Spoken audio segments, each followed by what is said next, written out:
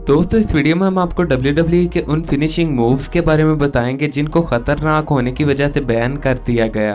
तो चलें शुरू करते हैं।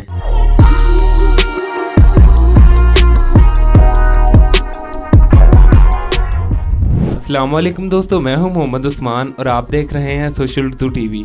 दोस्तों WWE रेसलर जिस्मानी तौर पर बहुत मजबूत होते हैं और बहुत ज्यादा वर्कआउट भी करते हैं, लेकिन फिर भी अक्सर कई रेसलर्स इंजरी का शिकार हो जाते हैं।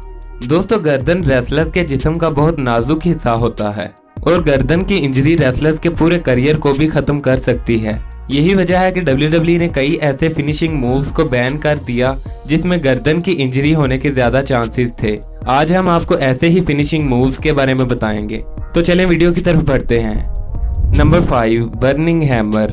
दोस्तों बर्निंग हैमर जॉन सीना की फिनिशिंग मूव एटीट्यूड एडजस्टमेंट के जैसा ही है। फर्क सिर्फ इतना है कि इसमें ओपोनेंट को उल्टा कंधों पर उठाते हैं और रेसलर के गर्दन पर गिरने के बहुत ज्यादा चांसेस होते हैं। यही वजह है कि इस मूव को WWE से बैन कर दिया गया। Number 4, shooting star press. दोस्तों रेसलमेनिया 19 पर ब्रोक लेसनर ने कर्ट एंगल पर शूटिंग स्टार प्रेस लगाने की कोशिश की तो उनकी गर्दन टूटने से बाल बाल बच गई। इसी वजह से इस मूव को बैन कर दिया गया। इसके अलावा भी ये एक हाई रिस्क मूव था क्योंकि टॉप रोप से फ्लिप करते हुए अगर गर्दन के बल गिरे तो बहुत सीरियस इंजरी हो सकती है और अगर ब्रोक लेसनर को इंजरी हो जाती तो शायद वो अपना रेसलिंग करियर जारी ना रख पाते। Number 3, the Canadian destroyer.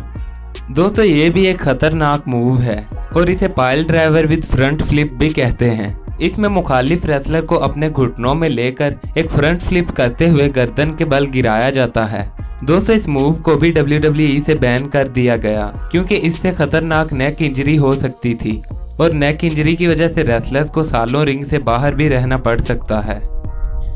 Number 2, original pile driver.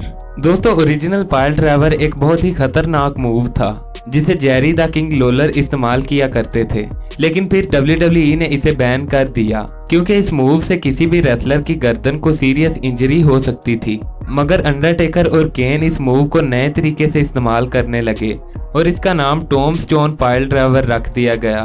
दोस्तों ये ओरिजिनल पाइल ड्राइवर जितना खतरनाक नहीं है और इसके अलावा अंडरटेकर और केन काफी लंबे कद के हैं और अपने मुखालिफ रेसलर के सर को नीचे नहीं लगने देते। यही वजह है कि इन्हें ये मूव इस्तेमाल करने की इजाजत है।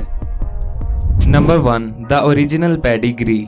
दोस्तों पेडिग्री एक पॉपुलर WWE मूव है और ट्रिपल एच का फिनिशिंग मूव भी है, मगर अपने करियर के शुरू में ट्रिपल एच इस मूव को बहुत खतरनाक तरीके से लगाते थे और अपने मुखालिफ रेसलर को गर्दन के बल नीचे मारते थे, जो कि देखने में भी बहुत टेरिफाइंग मूव लगता था।